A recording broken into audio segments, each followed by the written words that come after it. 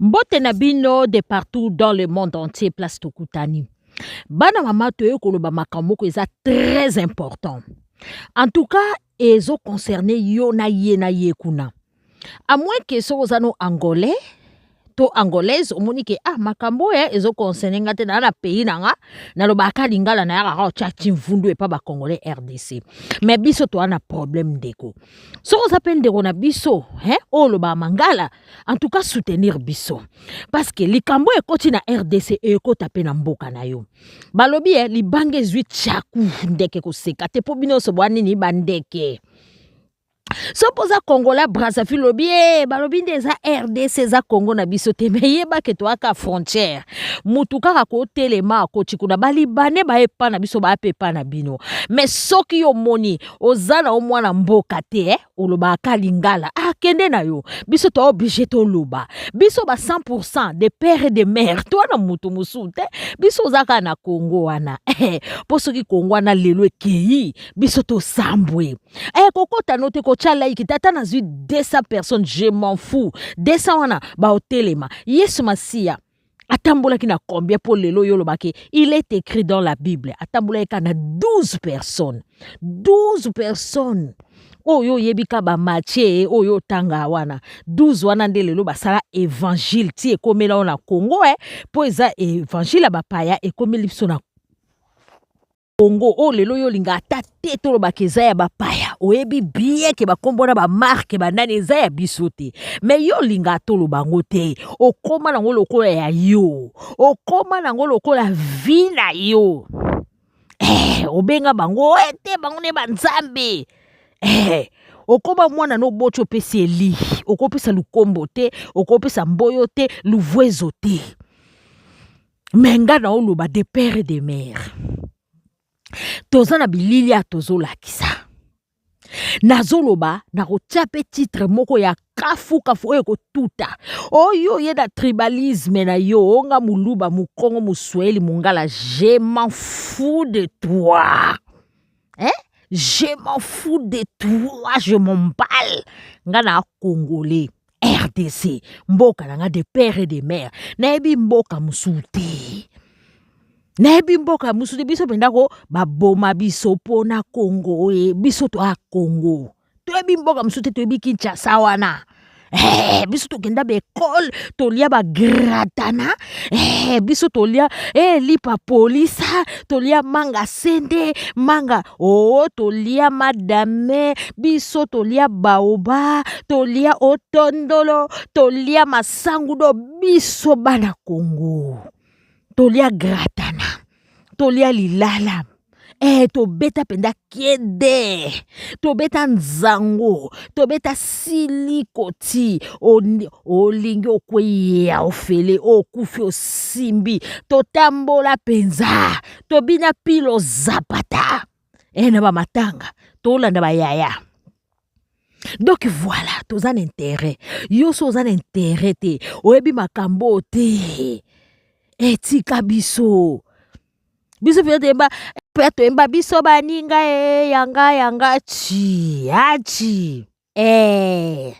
toyemba ko tobina toyemba so yo ke sengwa Kinshasa te biso toyoka yo ebi yo ebi mo soko zalaka na mo biso tokenda batene de la Gombe to mata ba bus to mata ba voiture do biso to yebi to ko tangela yo to longwe na Victoire to ko tangelo rond-point na Victoire so okebwe okeponga pi soko mati likolo boy o mati donc o mati matonge mukie koto kuno okoti kimbangu okoti ngiringiri so ke l'autre côté okei bakota gambela so ke l'autre côté oke yolo kauka o mati kuna oke mososo yo solo ba mososo webi mososo kota limete wana oyo siko benga musubi tala biso to yebi yango na mutu olakisa biso te gambela to lakiso kwen ya gambela to bandi to kebo yo bimi boy zano mnene to yebiso so utika bokasa wana toko lakiso nte bakota na zando mnene toilette zando ezala wapi obimi boy po to yebi biso bana kie banankini il faut to loba so to moni ke to ke na boumbu yango to ko ebisa Fachibe ovanda na poto Fachibe oba oloba no ba quinoise pe ba yaya baza ba leki baza ba yaya mibali baza donc la quinoiserie Fachibe ovanda na kin ovanda na 24 wana ovanda na kin ovanda ba place ebele oye na poto oyebi nde biso bato mulo poso mundu to souffrir na poto Fachibe keba oa président mais respect me keba Fachibe tala tango kota kisika ko oyebisa biso barwanda babandeko na biso omwende barwanda batonda kuna Fachibe keba bakolapide yo na bana Congo awa toyebisi yo tomashe bamote bakolapide yo oyebi président mo balapida meka kozwa kaka mbongo ya bayirakien meka oyebi bato bateka biso na zando ya tipo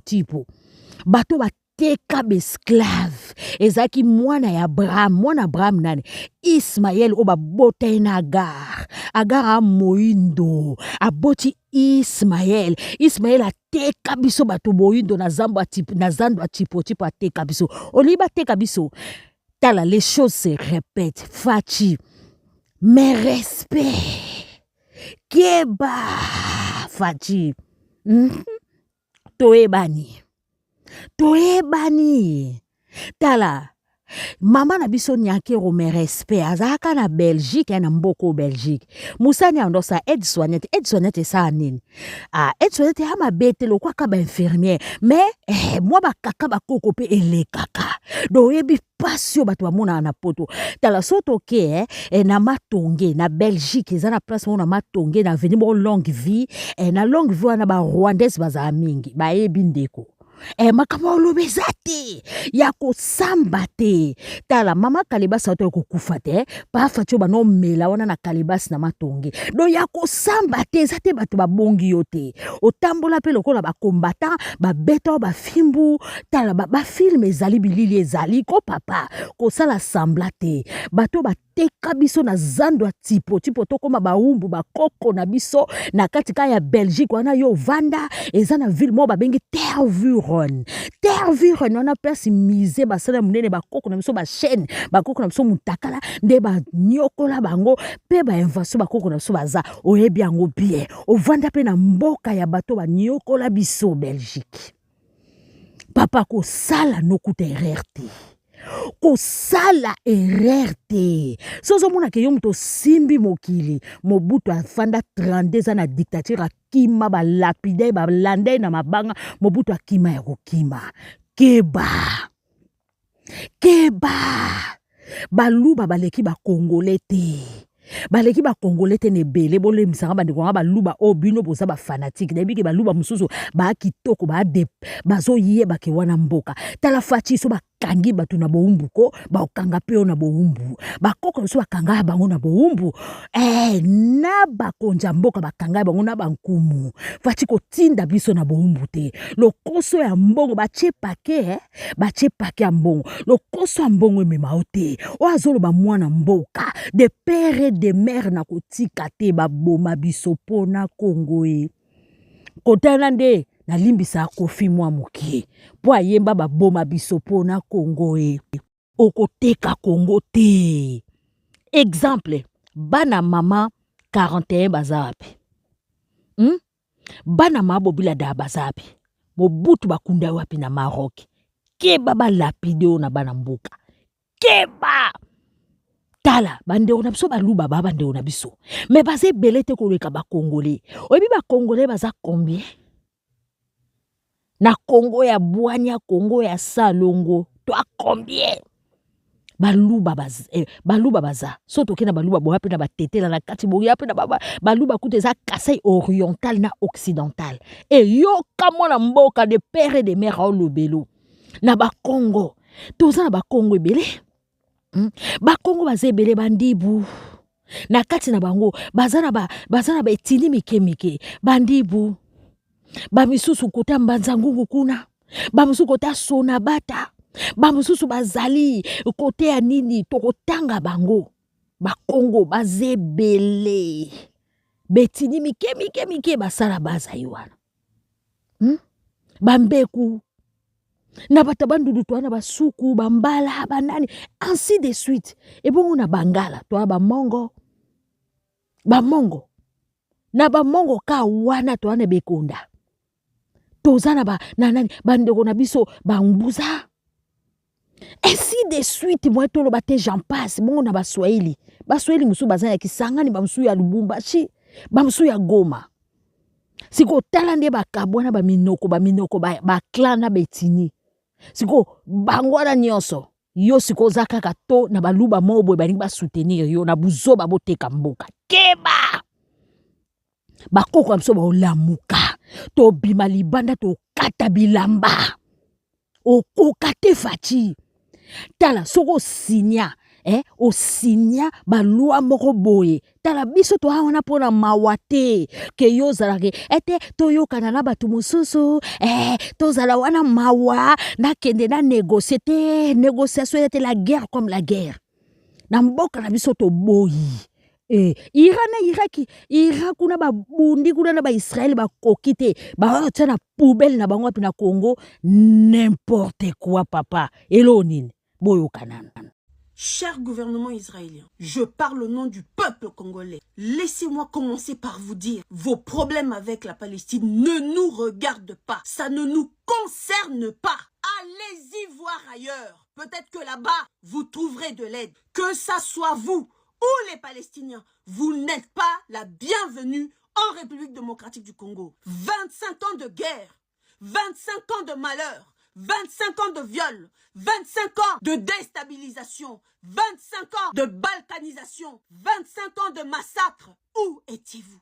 Plus de 2 siècles de pillage.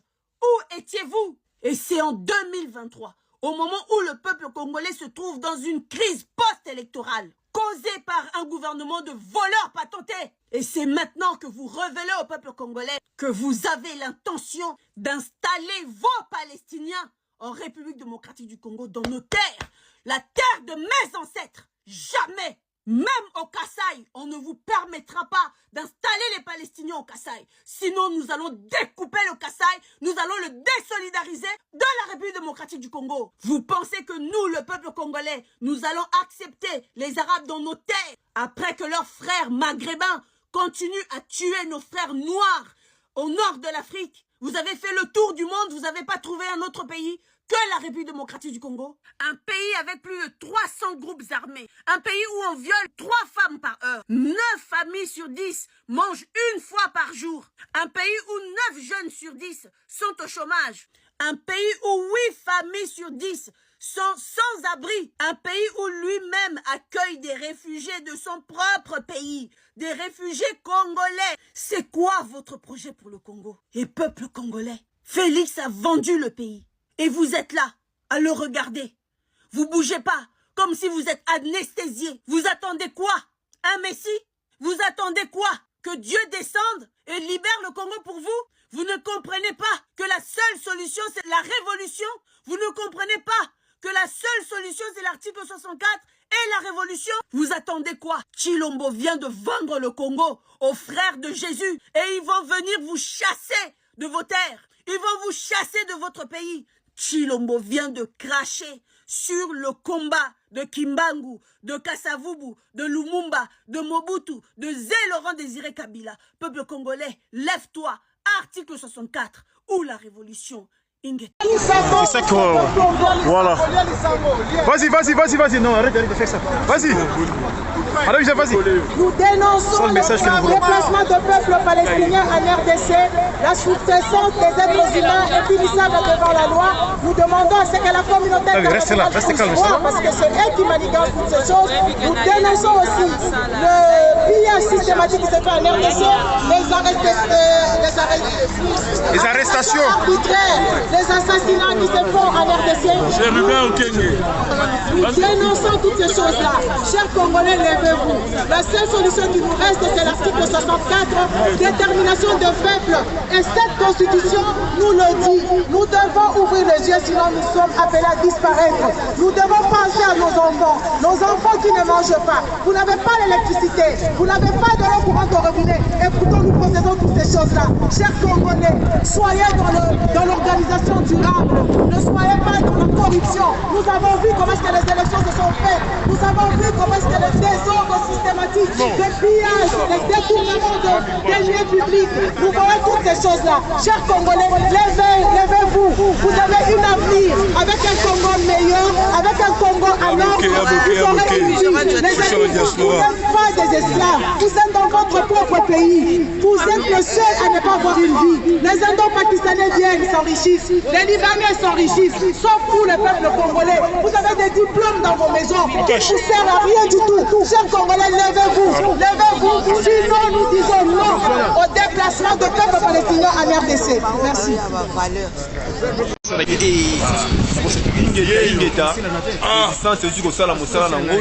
boycotter opération na bango ya enrôlement élection esalemate dans le pays occupé tolobi mais mpona tobengana batutsi rwandais baugandais batutu baza kokipe mboka na biso esengeli tobengana moto aza kopermettre bavanda komona ebongama mpona soulèvement populaire biso tokolemba te mais bino boza na Kinshasa boza na Congo bino nde bakolo masolo ingeta on est ensemble ingeta merci ndeko tozalaki apona passer message Congolais la muka bo s'enrôler parce que bozoteka muka bino sans koyeba so bo s'enrôler lo bo kina élection après élection na bo teki mboka na bino parce que ezala grande part mboka so ba voter te et la seule quoi tu ba kazi déjà mboka on te éviter to s'enrôler te on to voter pété totalement to buna to benga na régime ya Félix ya Mokipa après dès to kota élection na baka na ko s'enrôler wana merci beaucoup ingeta on ensemble anateka na wenza zigida biso passe toza nango awa ba supermarché kwenyo sa Kinshasa batondi alors biso na wenza to teka te tala wenzi client zate siko moi to sa sortir la vie ezate to souffrir pour nani to teka te alors wenzi o ezaki biloko no so bakonzi baliage utaka na zigida siko pour le moment bayaka lisusu te bakomaka na supermarché siko biso awa tokomika ko ye na tonso te kama 10 000 olali pongi osata 3 heures tazo lala mtakutula yo azate totozo se retrouver te docteur aposa vande babo ba supermarché kwenye surtout konda mboka fongola misu baboba criminel bana kasho na ba mituka ba chipa sika ngana yema nte moko tubela nte monanga zo cartonné ba exporter na TV mutuka ngona ba filiki bash ba futi ba $10 000 moko bimaki jour wana butu 21h colonel appelle Kim Colonel la zoom t'a libéré qui est maman le bézal logique pour vérifier nous bana kasho ba botoli bango devant quoi moko ya noir wapi bango ba bimite ba bombi bango policier violé détenu ba si policier ba bombi ya kata kasho moko na boka fongola misu général Blaise ba costa yo o ba bimisa bana ba tuka innocent ba faux cop ba tonga ba immeuble na Félix akoya kofungola bino misu Jacques asali que mwana wana ya bo misu nini ba kai yo ezaki na misu mabino ekwea mission Félix azena ngo ezali misato mission na ya liboso ezali ko blanchir occupation mission na ya mibale ezali ko endormir le peuple congolais pour que mission ya misato a légaliser l'occupation et la balkanisation du Congo. Bobo Sarate retenu 3 missions soki to stopper attenter lobby beaucoup me rappeler que à honorer Manaïk Saraki a 3 missions yango ya comprendre. Nous devons stopper ce garçon. C'est notre fils, c'est notre frère, nous devons le stopper. Et c'est pour le moni mwana ya yibi livré en dako ajo duka kende ko brader yango pour sauter les colonnes et pour subir pour plaquer au sol. C'est ce que nous devons faire avec Félix. Nous devons le plaquer au sol. Pour que tu retires Namaboko Bato yaka ko aider. Maintenant, j'espère que ce langage-là va disparaître. Pour mori que moto bino zo duka ko aider avec la idée ya ko te ba aider. Avec la idée a aider ba una. Alors la seule seule solution biso tozali nango tosimba Félix akoya kofungola bino miso. Jacques asali ke mwana wana ye abo miso nini baekai yo ezalaki na miso mabino ekweya. Mission Félix azali nango ezali misato. Mission na ye ya liboso ezali koblanchir occupation.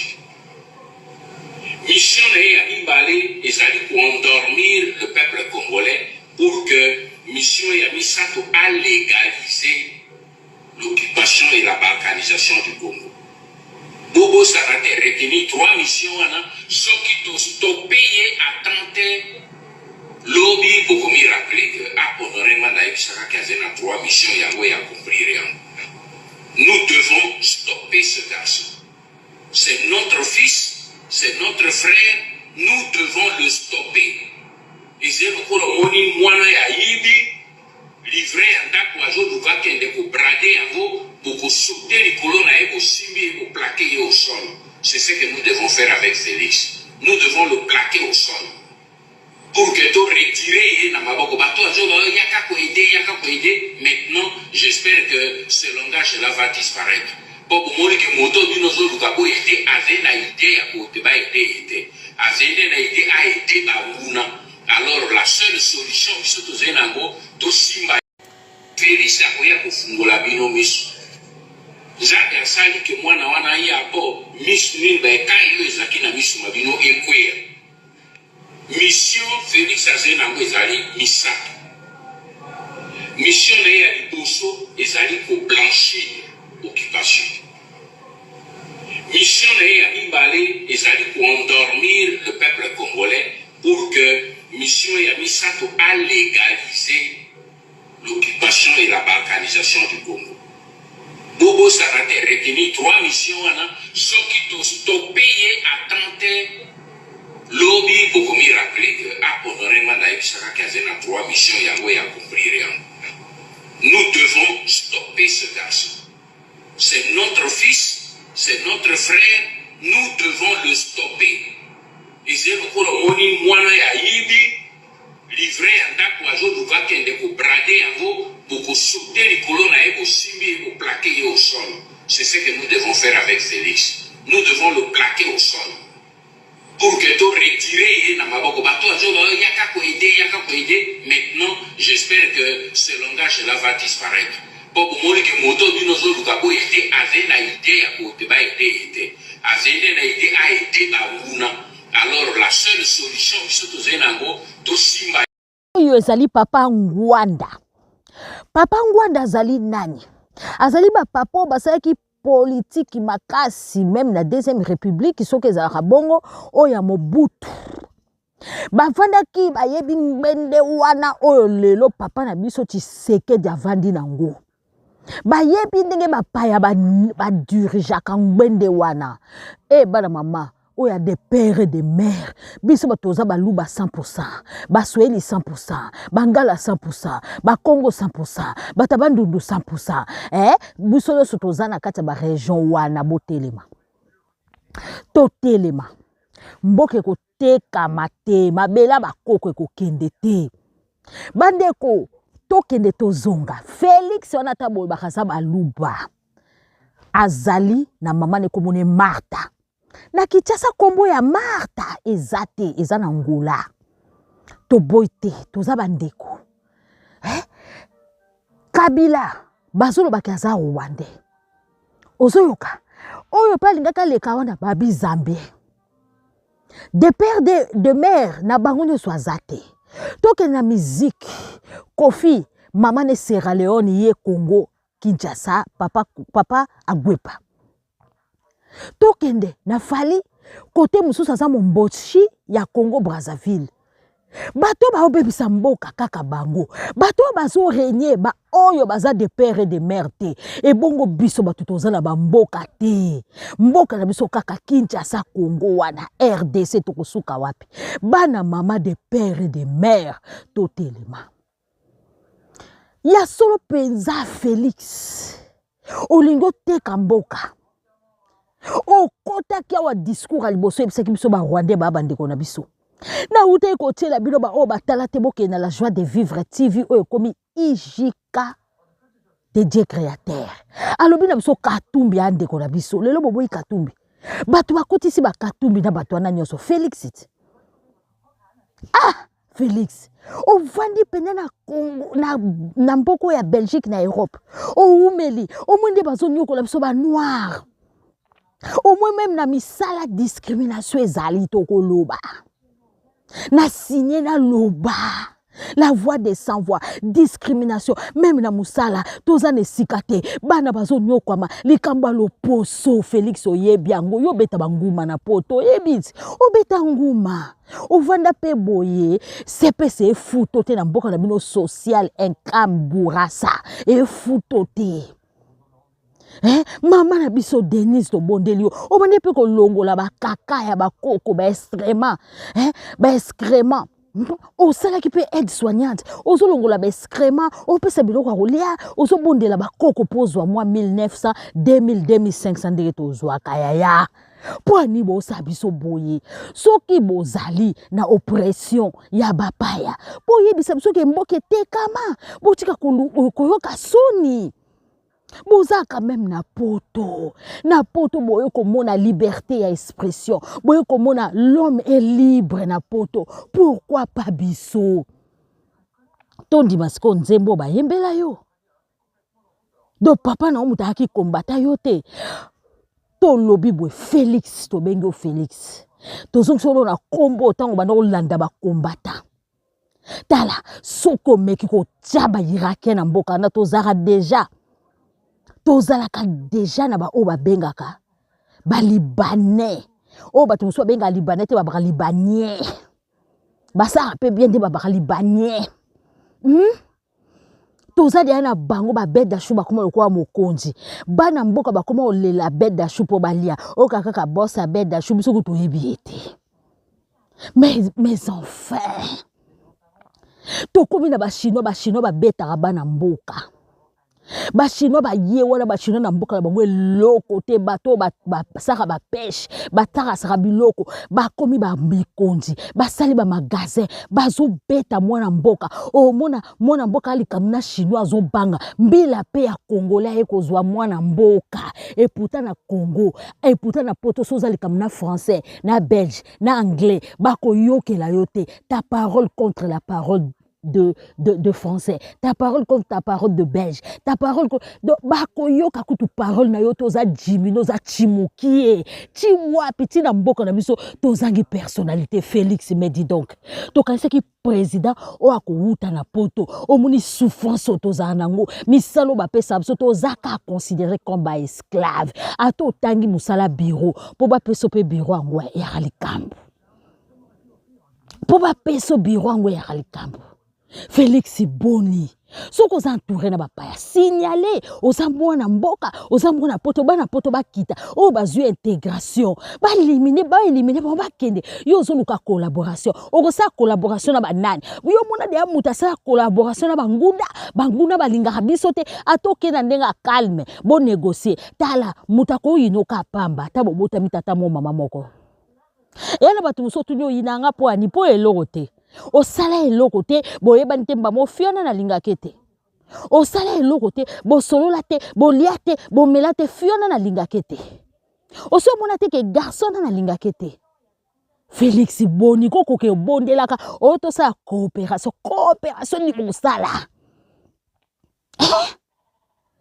somba ba arme mboka foza na ba arme ba soldat bazala payer ba lia bien po ni Mobutu bando ke guerre na ba Rwanda kala bando kima Mobutu po Mobutu abina tiaka makasi nanga likona bino botelemia na tiaka makasi nangai na forces armées na tiaka makasi nanga na ba béret rouge na ba béret vert yoza na ba béret nini oyo tiaka makasi mboka nyonso po bavanda bazana na bitumba même ata Moïse toyoka lisolo na Bible Moïse wa lobaka ke nzambe mutabimisaka ye akende ko bunda me koma ki basala ki ba arme ba bunda ba mboka wana na ba arme bazobenga même éternel aza éternel et Dieu des armées qui dit Dieu des armées armée Dieu des armées okite na kombo nango mo arme za wana c'est que nzambe ya bitumba arme za bitumba armée basa yango pona nini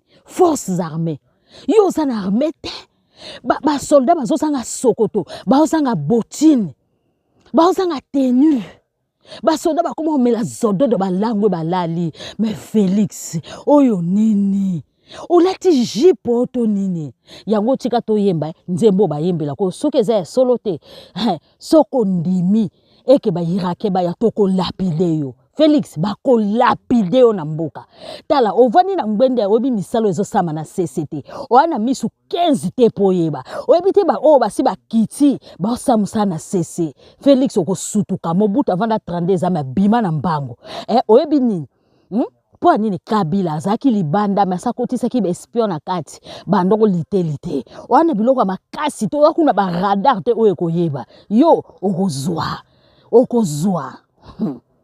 Dégager Tshisekedi, article 64.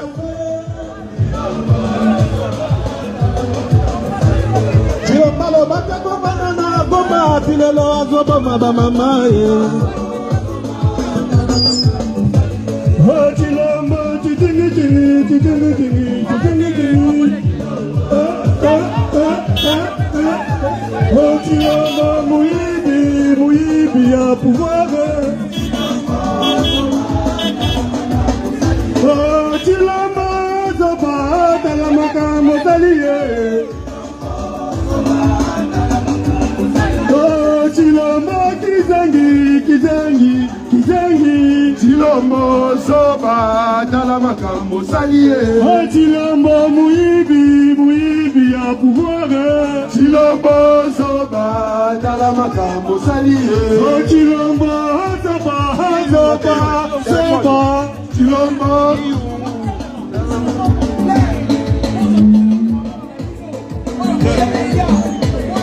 Chilombo soba dala makambo salie Chilombo soba dala asale le côté Senkoyo moyibi na moyibi Senkoyo asale le côté Senkoyo moyibi na moyibi sans pouvoir Peuple congolais bambote na bino esika bozwami matama 15%. En tout cas, na mona ke loko wane choka yo po ba degré ba pourcentage au mitié. 73% ki ngandi. Donc veut dire que mboka moko muta sérieux azate mboka ya bana na bana. Po niveau bisono surtout au moni comment se sont passées les élections. Donc pas besoin ba bete la yo. Bozanga pe mayele ko tricher pe boyebite makamunyo so boyebite à l'époque de Kabibi tango bando tricher la même na bando katela batu internet bino botike biso na internet na nembiso monyo so tomoni que chacun avait sa machine à voter chez soi. Bande konangai juste pour vous dire j'en appelle à tous les Congolais de partout de la diaspora. Le Congo a besoin de ses fils et de ses filles, chers amis. Kuna na ete soboyoki, Israël na Palestine, guerre na bango kunezo yinda, depuis le début Israël a ngaroboto la ba Palestinien mboka na bango. Siko bazoli bango solution ba loba ya otika bango na Congo. Temo que ba moni que Congo wana mboka ya bana na bana, donc n'importe qui peut venir dire n'importe quoi et faire sa loi. Les amis, nous sommes la dernière génération qui devons sauver notre pays. J'en appelle à tout un chacun. Bana Bruxelles, Allemagne, Belgique, Suisse, Hollande, Danemark, Autriche, Paris. On se retrouve tous ce samedi à Bruxelles pour venir stopper cet individu de Félix. Talaka ninge bazana kindoki yako tongola, baza fier. Yaba résultat, le neveu de Félix Kadima, Abim Selibiso Félix président. Union européenne est boyi. Union africaine est boyi. Ba américain ba boyi. Ba opposant ba boyi. Peuple congolais est boyi. Biso nostolobi non. À part lui et ses talibans, bango kam te bazo kumisa, gourou na bango. Chers amis, le pays va mal. L'heure est grave et très très grave. Nous voyons comment Félix il a bradé le pays. On a vu le hold-up électoral. Tout le monde théâtre de chez nous qui nous a organisé. Avec un monsieur comme ça à la tête de pays. Ceux qui nous ont montré pendant 5 ans la Binomorobomoni. Mais ceux qui va doubler 5 ans, Moussous. On est foutus. Chers amis, l'heure est grave. Tout le monde a qui binonio sur Bobima le quoi ba mbinzo na concert à Fali Poupa. Le pays a besoin de ses fils et de ses filles ce samedi à Bruxelles. Madame Félix Okozala 15% Tinati. Je suis sûr que l'élection coûte 1% Zoa quitté. Ingeta peuple congolais. On se dégagé Tshisekedi. Article 64.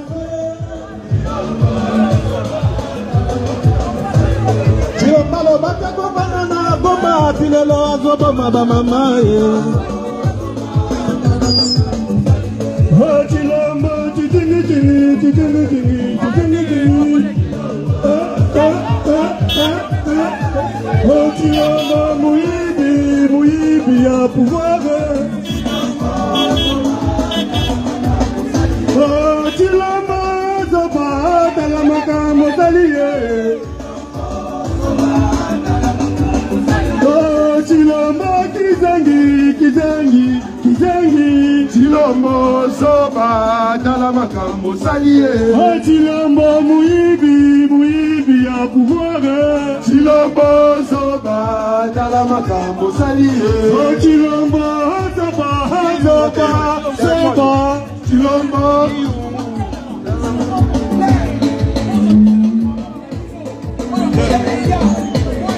Chilombo soba dala makambo salie. Chilombo soba asale le côté Senkoyo moibi na moibi Senkoyo asale le côté Senkoyo moibi na moibi. Sans le pouvoir Félix akoya kufungula bino miso. Jacques asali ke mwana wana yapo misu nimba ekai yo ezaki na misu mabino ekweya. Mission Félix azali nango ezali misato.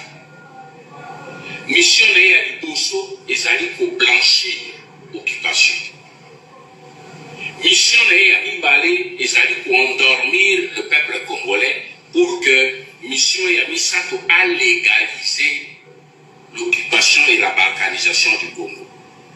Bobo Sarate retenu 3 missions ceux qui ont stoppé à tenter lobby beaucoup me rappeler que à honorer Manaïk Sarake a 3 missions Yahweh a compris. Nous devons stopper ce garçon. C'est notre fils, c'est notre frère, nous devons le stopper. Et c'est pour le moni moana ya yibi livré en dako ajo duva kende ko brader yango pour sauter les colonnes et pour simbi et pour plaquer au sol. C'est ce que nous devons faire avec Félix. Nous devons le plaquer au sol. Pour que tu retires Namaboko Bato ajo yaka ko aider. Maintenant, j'espère que ce langage-là va disparaître. Pour moi que moto binozo lukabo été avec na idée à côté ba été. Avec na idée a été ba una. Alors la seule solution surtout zenango to simbaye Félix akoya kufungula bino miso. Jacques asali ke mwana wana yapo misu nimba ekai yo ezaki na misu mabino ekweya. Mission Félix azali nango ezali misato. Mission na ye ya liboso ezali koblanchir occupation. Mission na ye ya mibale ezali koendormir le peuple congolais pour que mission ya misato a légaliser l'occupation et la balkanisation du Congo. Bobo Sarate retenu 3 missions ceux qui ont stoppé à tenter lobby beaucoup me rappeler que à honorer Manaïk Sarake a 3 missions Yahweh a compris. Nous devons stopper ce garçon. C'est notre fils, c'est notre frère, nous devons le stopper. Et c'est pour le moni moana ya yibi livré en dako ajo duva kende ko brader yango pour sauter les colonnes et pour simbi et pour plaquer au sol. C'est ce que nous devons faire avec Félix. nous devons le plaquer au sol. Pour que tu retires maintenant, j'espère que ce langage-là va disparaître. Pour que moto d'une autre lukapo été avec la idée à côté ba été avec la idée a été babuna. Alors la seule solution biso tozenango to simbaye anateka na wenza zigida biso passe tozanango awa ba supermarché kwenyo sa kishasa batondi. Alors biso na wenza to teka te tala wenzi kriya zate siko moi to s'en sortir la vie ezate to souffrir pour la nini to teka te. Alors wenzi oyo ezaki biloko nyonso bakonzi baliaka utaka na zigida siko pour le moment bayaka lisusu te bakomaka na supermarché siko biso awa tokomi kaka oye na tonso te kama 10 000 olali pongi osata 3 heures tazo lala mtakutuna yo azate totozo se retrouver te docteur aposa vande babo ba supermarché kwenye surtout anateka na wenza zigida biso passe tozanango awa ba supermarché kwenyo sa kishasa batondi. Alors biso na wenza to teka te tala wenzi kriya zate siko moi to s'en sortir la vie ezate tozo souffrir pour la nini to teka te. Alors wenzi oyo ezaki biloko nyonso bakonzi baliaka utaka na zigida siko pour le moment bayaka lisusu te bakomaka na supermarché siko biso awa tokomi kaka oye na tonso te kama 10 000 olali pongi osata 3 heures tazo lala mtakutuna yo azate totozo se retrouver te docteur aposa vande babo ba supermarché kwenye surtout place ovanda no bien supermarché pe zaka bien ti bobiso na poto to yakani te ba mama so mesa na wenze koteka na kwepo conjoncture za mabe Chilomboye abomi zando munene ti lelo zando munene loko kitoko ezati na 5 asali loko te ba mama ba olela wo excusez-nga parce que passi na kosolata donc desana président Bobimba azaka na mboka me dollar e mata olobi ye moko ye batende ni dollar e mata mboka na ye Mobutu azalaki na chaka makasi na ngali ko na bino botele miawa na chaka makasi na ngali kolo ya ba beret vert na ba beret rouge wapi ba beret vert na yo yebisa biso soko zalaki ticket yebisa biso tina deuxième mandat so couvrir ka Kabila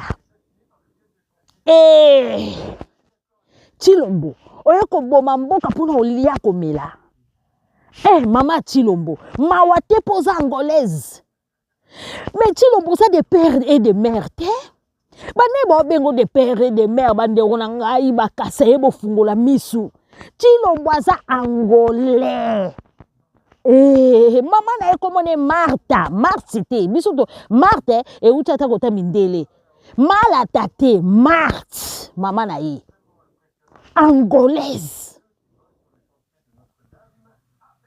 Chilombo moi c'est Chilombo rwandaise Chilombo ana mawate ata mukiete ya papa na yo azaki ata muluba do yo mi pesi rwandaise ape bobota te muto bobota ne yo ndoko yina ba congolais bana no moko obota na bampela obengana te obengana bano yo moko bota libumu po yo na mama mokonji bobota te il faut tout baba vérité mama rwandaise bobota te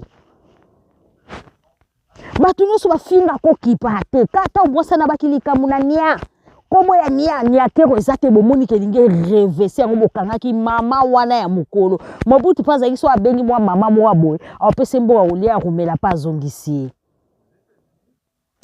Chilombo place ovanda no bongisa ta IDPS te bando na biso baluba boza 100 congolais bino kutu boza 100% Chilombo aza 100% congolais te Kofi Olomide bazo kufela aza 100% congolais te Fally Ipupa aza 100% congolais te ba de père de mère ba beta kede o ba beta silikoti bana Congo boza wapi o ba beta Gia bal Gia orphelin boza wapi o beta o bana mama o ba kenda tene de la Gombe o ba benga na kana ba mama na biso ba Kalina o ba kenda atene ya matonge o mama na biso atanga mama na ngatanga na tene benga wa tene ya Rankin atanga na Saint Marie Goretti mama ngai eza ko bomba te de père et de mère batene de la victoire bokenda wapi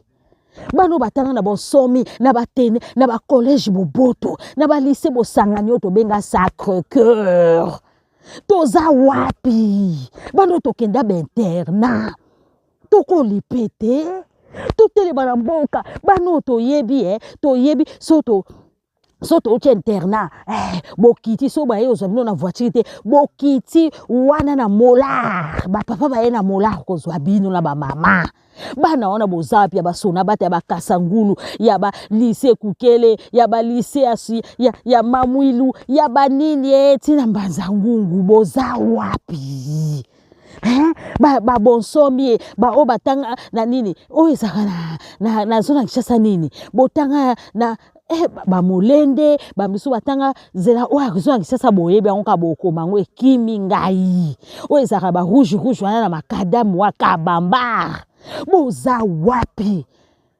mboka bino ekende koto na limbisa kofi kotala baba boma biso pona Congo eto aki ba jeune fille Congo ya bwana Congo ya salongo opoma Congo te yo wana na élection triquée okotaki liboso sima Kabila bache wana lelo yene élection triquée papa ozara frapper na poto Congo ko frapper te ba lapide yo Congo bato bateka biso na zando tipo bato bateka biso eza barabe bana ya gare po boyebi te Abraham azali na basi akene kokosa kuna ke nzambe atindi ye akosa ke Sara za mwasi nete alors azwaki mwasi ozaki Agar baboti Ismaël arabe ateka biso bandeko na na zando tipo po bakoko na biso bakena boumbu lelo bongo za ba irakien ba arabe ba na mboka na biso les histoires se répètent ateka biso Félix bachelo paquet ngo teka mboka poza na mboka no Angola bino bangolais boy bakeso bateki biso bino pe ba oteka bino pourtant boumbu yake na mboka na biso bino pe kutu banokanga bino bakadena bazombo bokima na mboka na biso po ya bino umelaka kibo umbu na bino umela kama ndoka na bino bakadena na munoko Congo Brazzaville ba orate bino te alors Afrika to telema ba président oyo ba Denis Sassou Nguesso ba o bakoti na formation to telema ba to lapide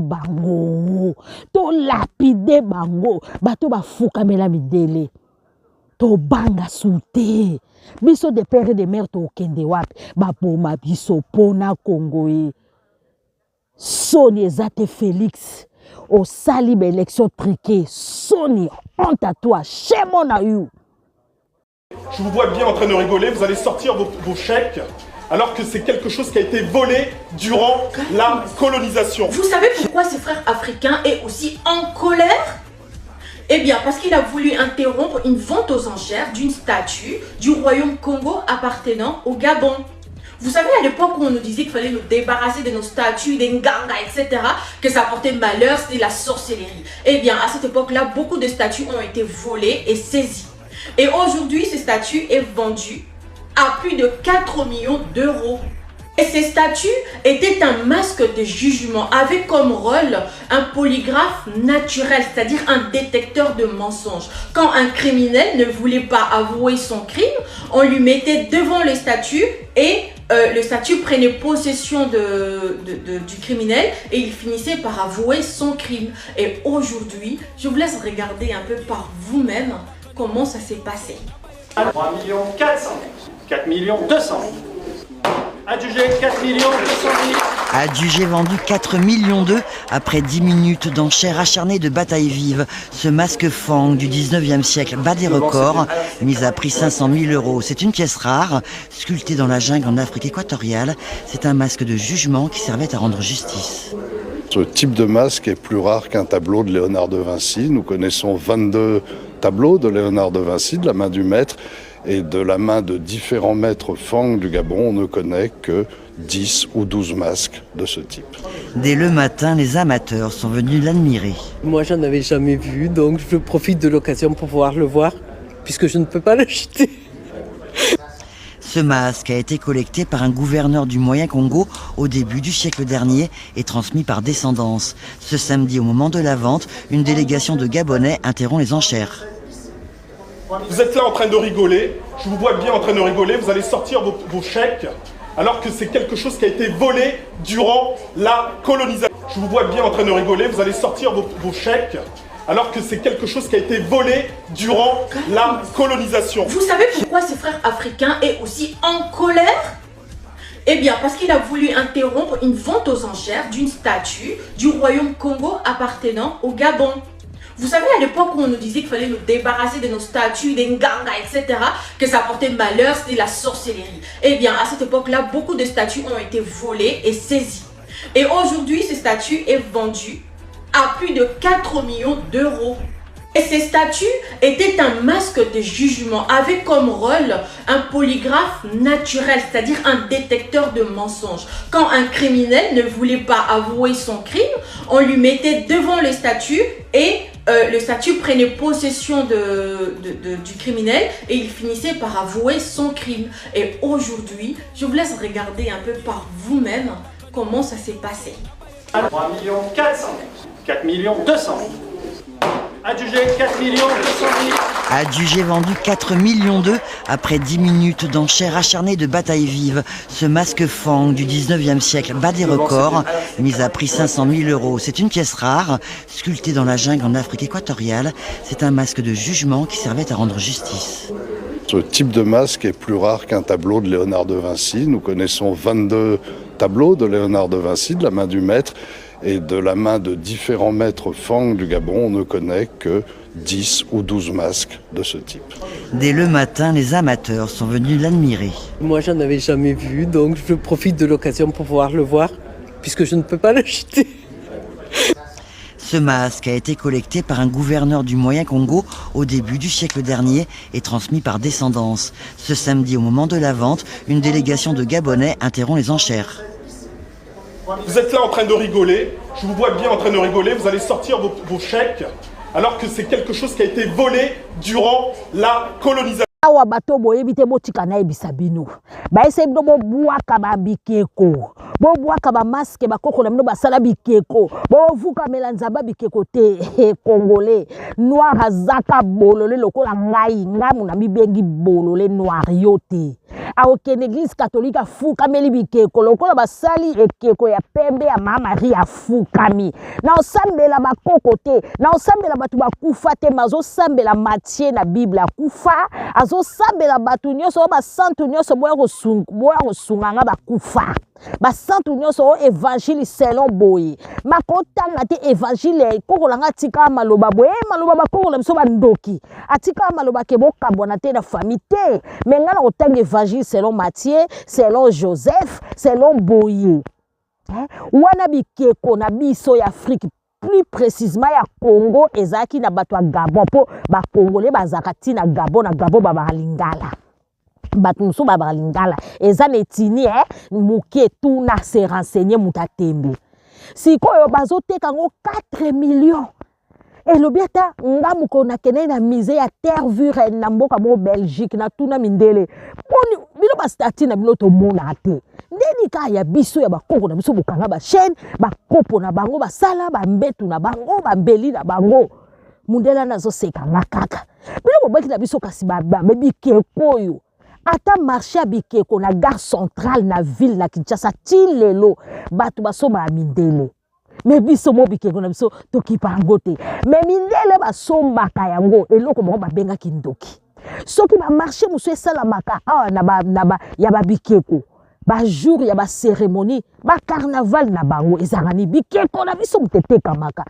congolais africain fungola misu donc biloko asata na bango ba osalela ngo baza prospérer bazo sombe keko wana 4 millions congolais soko kei na mboka mo Belgique ato kei na mboka mo France Château Rouge kene na batoire na Belgique oyoka bendien banginda na bambongo na biso kaka fufu yango yo mbita yango yo mama ozoluka nini nchafu wana indien mais yo moko solingo leka na kaku na aéroport bakangi yo oleka na safo eza indigène babwaki babiloko babwaka ngo bomona apesi babwaka mais ba maison africaine etonda bendie baoteka mambo osana posa mbika osana posa ya ndakala bayebi na bakombo bakoma oloba na lingala donc biso baexploita biso or diamant zinc cuivre nyonso ya biso bazwa bakoma su na kuanga oka kuanga yango oyo mama taka biso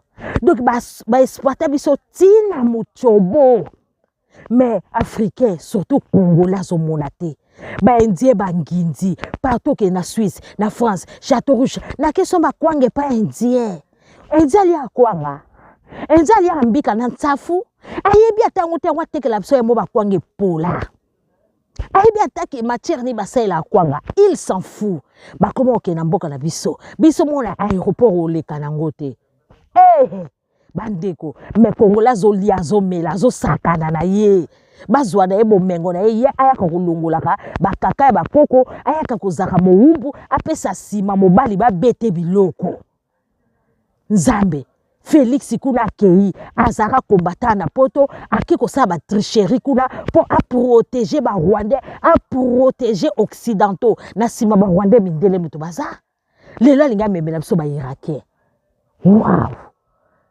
aussi lotabi keko na biso apamba ekeko apamba ezoteka ba million mindele ba wela ngo pona nini babi ekeko wana elakisaka mutu so azokosa ocheka nelongi bo ekeko elakisi mutu azokosa. Vous vous rendez compte? Ekeko wana elakisaka mutu aokusa donc ekeko apamba ezana magnétisme ekeko apamba ezana énergie moko positive oyo koboya lokuta bato lokuta siko ndekona usa mobali wana siliki alobi boyiba koyiba et puis bosala yango vente aux enchères mbongo wana eza ya bakongolais bambone zoba bambone mutaliboma. Je vous vois bien en train de rigoler, vous allez sortir vos chèques alors que c'est quelque chose qui a été volé durant la colonisation. Vous savez pourquoi ce frère africain est aussi en colère? Eh bien, parce qu'il a voulu interrompre une vente aux enchères d'une statue du royaume Congo appartenant au Gabon. Vous savez, à l'époque où on nous disait qu'il fallait nous débarrasser de nos statues, des nganga, etc., que ça portait malheur, c'était la sorcellerie. Eh bien, à cette époque-là, beaucoup de statues ont été volées et saisies. Et aujourd'hui, ces statues est vendues à plus de 4 millions d'euros. Et ces statues étaient un masque de jugement avec comme rôle un polygraphe naturel, c'est-à-dire un détecteur de mensonges. Quand un criminel ne voulait pas avouer son crime, on lui mettait devant le statut et le statut prenait possession du criminel et il finissait par avouer son crime. Et aujourd'hui, je vous laisse regarder un peu par vous-même comment ça s'est passé. 3 400 000, 4 200 000. Adjugé 4 200 000. Adjugé vendu 4 millions d'eux après 10 minutes d'enchères acharnées de bataille vive. Ce masque Fang du 19e siècle bat des records, mise à prix 500 000 euros. C'est une pièce rare, sculptée dans la jungle en Afrique équatoriale. C'est un masque de jugement qui servait à rendre justice. Ce type de masque est plus rare qu'un tableau de Léonard de Vinci. Nous connaissons 22 tableaux de Léonard de Vinci, de la main du maître. Et de la main de différents maîtres Fang du Gabon, on ne connaît que 10 ou 12 masques de ce type. Dès le matin, les amateurs sont venus l'admirer. Moi, j'en avais jamais vu, donc je profite de l'occasion pour pouvoir le voir, puisque je ne peux pas l'acheter. Ce masque a été collecté par un gouverneur du Moyen-Congo au début du siècle dernier et transmis par descendance. Ce samedi, au moment de la vente, une délégation de Gabonais interrompt les enchères. Vous êtes là en train de rigoler, je vous vois bien en train de rigoler, vous allez sortir vos chèques alors que c'est quelque chose qui a été volé durant la colonisation. Je vous vois bien en train de rigoler, vous allez sortir vos chèques alors que c'est quelque chose qui a été volé durant la colonisation. Vous savez pourquoi ce frère africain est aussi en colère? Eh bien, parce qu'il a voulu interrompre une vente aux enchères d'une statue du royaume Congo appartenant au Gabon. Vous savez, à l'époque où on nous disait qu'il fallait nous débarrasser de nos statues, des nganga, etc., que ça portait malheur, c'était la sorcellerie. Eh bien, à cette époque-là, beaucoup de statues ont été volées et saisies. Et aujourd'hui, ces statues est vendues à plus de 4 millions d'euros. Et ces statues étaient un masque de jugement avec comme rôle un polygraphe naturel, c'est-à-dire un détecteur de mensonges. Quand un criminel ne voulait pas avouer son crime, on lui mettait devant le statut et le statut prenait possession du criminel et il finissait par avouer son crime. Et aujourd'hui, je vous laisse regarder un peu par vous-même comment ça s'est passé. 3 400 000, 4 200 000. Adjugé 4 200 000. Adjugé vendu 4 millions d'œufs après 10 minutes d'enchères acharnées de bataille vive. Ce masque Fang du 19e siècle bat des records, mise à prix 500 000 euros. C'est une pièce rare, sculptée dans la jungle en Afrique équatoriale. C'est un masque de jugement qui servait à rendre justice. Ce type de masque est plus rare qu'un tableau de Léonard de Vinci. Nous connaissons 22 tableaux de Léonard de Vinci, de la main du maître. Et de la main de différents maîtres Fang du Gabon, on ne connaît que 10 ou 12 masques de ce type. Dès le matin, les amateurs sont venus l'admirer. Moi, j'en avais jamais vu, donc je profite de l'occasion pour pouvoir le voir, puisque je ne peux pas l'acheter. Ce masque a été collecté par un gouverneur du Moyen-Congo au début du siècle dernier et transmis par descendance. Ce samedi, au moment de la vente, une délégation de Gabonais interrompt les enchères. Vous êtes là en train de rigoler, je vous vois bien en train de rigoler, vous allez sortir vos chèques, alors que c'est quelque chose qui a été volé durant la colonisation. Peuple congolais bambote na bino esika bozwami. Matama 15%. En tout cas, na mona ke loko wana choka yo po ba degré ba pourcentage au mitié. 73% kingandi. Hey!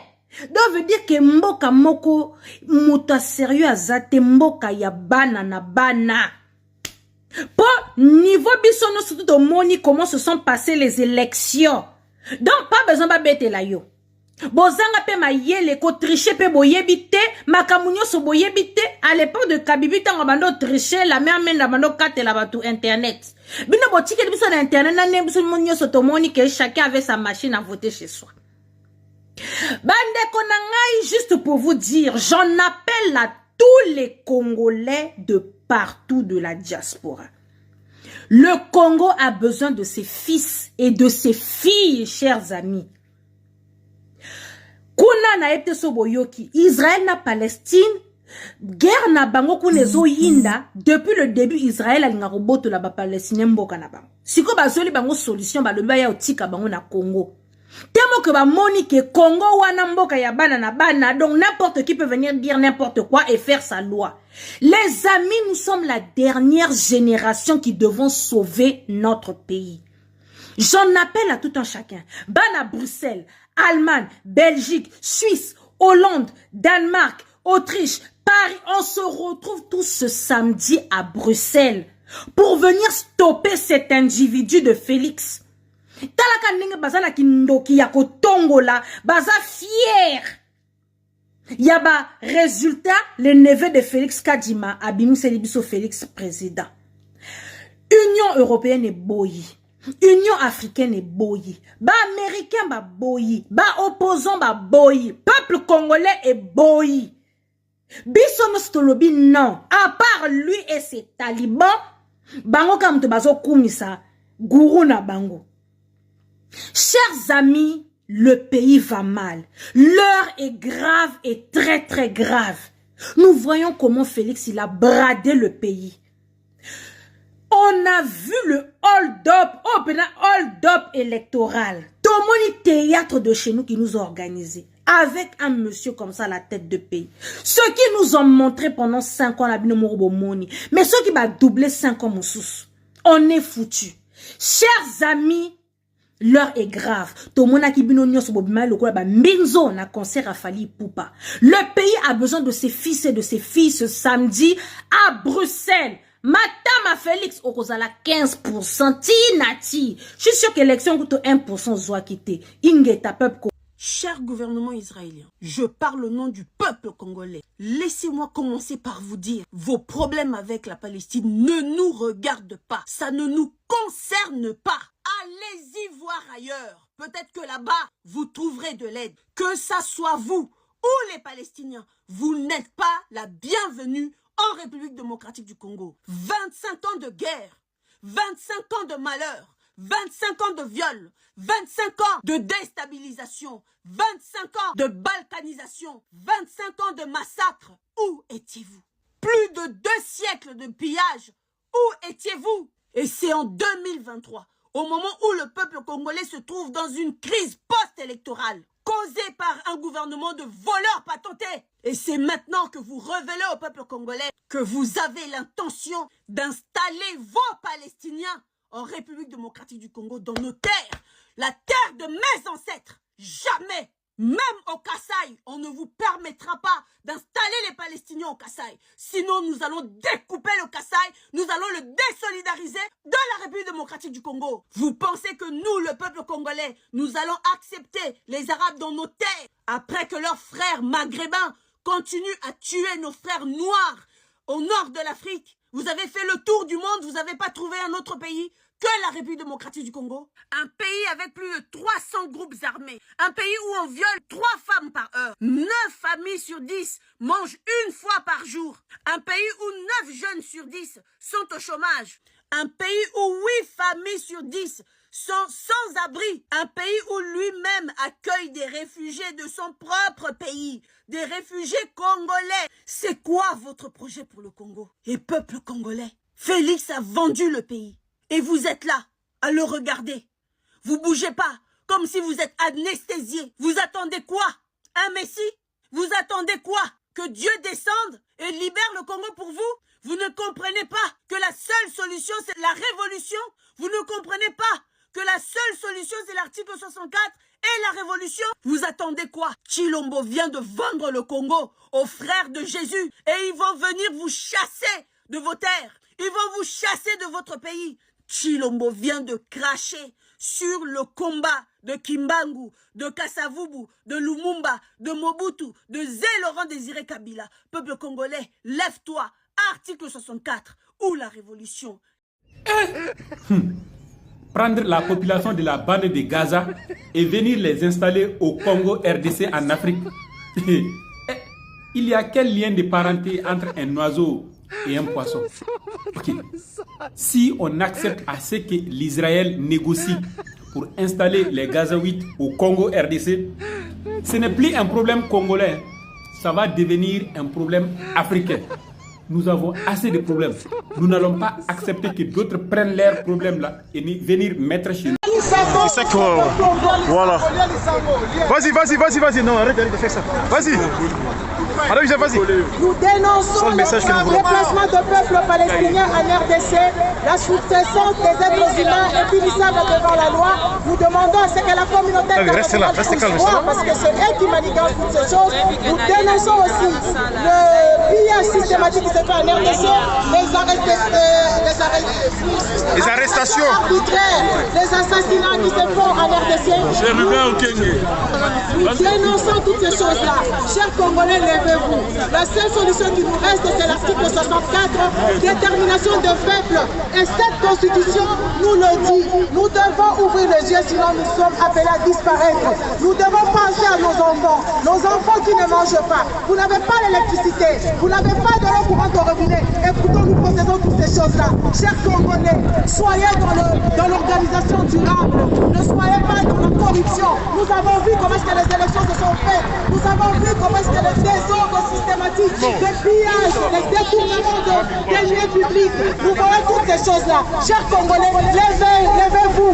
Vous avez un avenir avec un Congo meilleur, avec un Congo en or. Vous aurez une vie. Les amis, vous n'êtes pas des esclaves. Vous êtes dans votre propre pays. Vous êtes le seul à ne pas avoir une vie. Les Indo-Pakistanais viennent, s'enrichissent. Les Libanais s'enrichissent. Sauf vous, le peuple congolais. Vous avez des diplômes dans vos maisons. Vous ne servez à rien du tout. Chers Congolais, levez-vous. Levez-vous. Sinon, nous disons non au déplacement de peuple palestinien en RDC. Merci. Les enfants meurent de viols, de toutes sortes d'atrocités. On ne peut pas permettre cela. On ne peut pas tolérer cela. Aujourd'hui, c'est vous et moi qui sommes capables de faire entendre notre voix. Même si les médias occidentaux ne veulent pas faire passer le message, vous et moi aujourd'hui on peut faire passer le message. Et comme je le dis et je le redis, aujourd'hui c'est nous qui sommes les médias d'aujourd'hui. C'est que le message que vous entendez, les informations que vous pouvez avoir, c'est à vous de les propager. C'est à vous de sensibiliser les gens autour de vous. C'est à vous de parler autour de vous de ce qui se passe à l'est du Congo. Parce que c'est pas normal que les enfants meurent. En France, les enfants sont obligés d'aller travailler jusqu'à l'âge de 16 ans. Mais dans les champs de mines, des enfants même de 5, 6, 7 ans travaillent dans les champs de mines au péril de leur vie. C'est pas normal. Tolobiti en anglais. Tozo tiapota la forces armées na yo. Ba lemba, ba soldat ba lemba ba liakate. Tozo tiano ba soldat pi tozo tia tolobiti en anglais. Soko ko yokate na suka ba ko lapide yo. Soko ko yokate Chilombo okufa na miso a peuple. Teka mboka na okoyeba des pères et des mères bazabanani. Ose, si tu es un homme, ose. Na famille na yo, na bana na yo baza na mboka bapaya bakozala lapide. Chilombo kozala humilié, meka koteka mboka wana. Yo za des pères et des mères te. Oza 50% angolais, 50% congolais. Je dis et je signe. Chilombo, meka koteka mboka ba congolais baza des pères et des mères. Oko signé arrêt yali wana yona bako lapide yo ndenge na Bible ba lapida akan na famille na ye na bana na yo bako za l'échapper te meka yo za na mboka Angola et pas ya mama o ya botcho comme on est Marthe to manque au respect mais to ebisi au vérité ose na mabela bakoko oko sentir oko yeba omona bakongwe baba yuma baba zoba bangoto oko bakolakiso ke ba kimisa Mobutu akundama na Maroc ozalate bakolakiso o vivre ata papa na yo na cimetière à Uganda soki azaki di nombre te oyoke loko oyeba dégager Tshisekedi article 64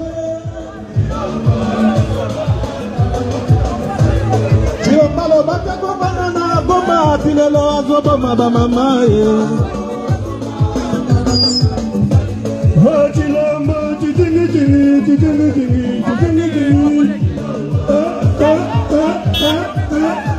Hachilamba muibi ya pouvoir. Hachilamba zoba talamaka motaliye. Chilombo kizangi Chilombo soba tala makambo salie Chilombo muibi ya pouvoir Chilombo soba tala makambo salie Chilombo soba Chilombo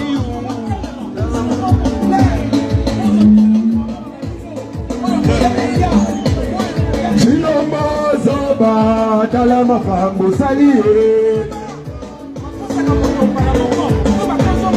Chilombo soba tala makambo salie asale lokote senko yo moibi na moibi senko yo asale lokote senko yo moibi na moibi Camerounais sebele sans pouvoir. We hebben kobalt, we hebben alles, maar toch zijn we het armste land ter wereld. Wij moeten protesteren, we moeten wakker zijn, anders gaat Congo weg. Wij, deze generatie, de jonge generatie, we moeten opstaan. We moeten opstaan zodat ons land niet weggaat. Als we allemaal opstaan, gaan we op een dag weer terug naar Congo, naar ons eigen land. Wij zijn geen Europeanen, wij zijn Congolezen. We hebben Afrikaans bloed. We gaan op een dag terug naar Congo. We zijn hier niet om dood te gaan hier in Europa. We moeten teruggaan naar Congo. Merci. C'est bon. Les cas et coquilles, c'est si balouba. Tu mets ça dans Sima Kuna là. Je. Et ça va, et puis. Non. Après, on fait ces paroles-là. Merci beaucoup. Vas-y. Non, tribalisme. Nous venons dénoncer ce qui s'est passé. Pourquoi? Parce qu'aujourd'hui, nous avons vu les élections qui se sont passées chez nous. Et les Européens ont soutenu ces élections. Même les élections chez vous, vous n'allez jamais les attaquer. Vous n'allez jamais les accepter. Vous voulez que notre pays change, vous voulez que nous restions chez nous ou vous voulez que nous venions à tout moment demander l'asile chez vous. Lorsque nous venons demander l'asile ici, vous nous refusez vos papiers. Mais quand même, vous faites des exemples chez nous. Jusqu'à quand on va continuer à être vos esclaves? Jusqu'à quand nous allons continuer à vivre dans cette injustice? Il est temps de nous laisser faire les choses selon nous. Si on a encore un peuple congolais, voilà. Tu as poto, vota qui tue le mot, tu as poto, moi et puis on peut appliquer article 64 exact. Puis tu as bien tu lire un bon à Congo, tu as dépend na Congo, puis tu as mais tu as bima pour intérêt na bino liboso. Parce que biso tokoya na Congo kolia na bidoté toza musika mais toyebi que toza na ba famille na biso mususu na RDC yango tozo telemela mais bino moko vous acceptez n'importe quoi lelo tomoni Chilombo ye ba yebi biso yena na kadima na eke ba annuler élection na ba Équateur na ba ville mususu etc. Comment vous pouvez annuler élection na ba ville mususu et bon di ma bipa mususu ce qui tricherie et là qui na Équateur etc. ça veut dire tricherie et là qui partout. Peuple congolais, on ne peut pas vous faire avaler n'importe quoi.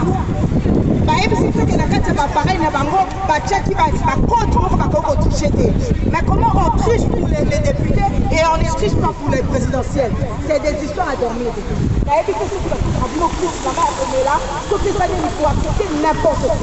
Il est encore au peuple congolais. Fongola. Dieu doit souffrir. Mais vous vous laissez berner par cet incompétent de Félix. Un inconscient. Mais vous, les Européens, vous savez que Félix n'a rien. C'est un inconscient, Félix. Vous le savez, mais vous soutenez un con comme ça. Jusqu'à quand? C'est fini, on en a assez. Dégager Tshisekedi, article 64.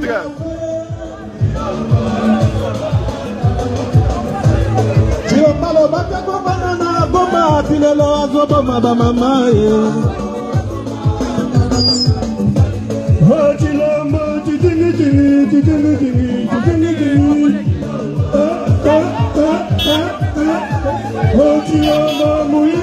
muibi à pouvoir. Hotilo zoba la makamo taliye. Chilombo kizangi Chilombo soba dala makambo salie. Chilombo muibi à pouvoir.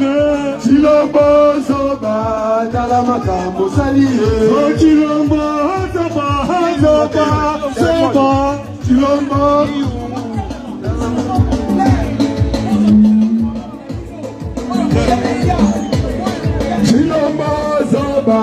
Tala makambo salie. Chilombo soba tala makambo salie. Asale le côté. Senkoyo moibi na moibi. Senkoyo asale le côté.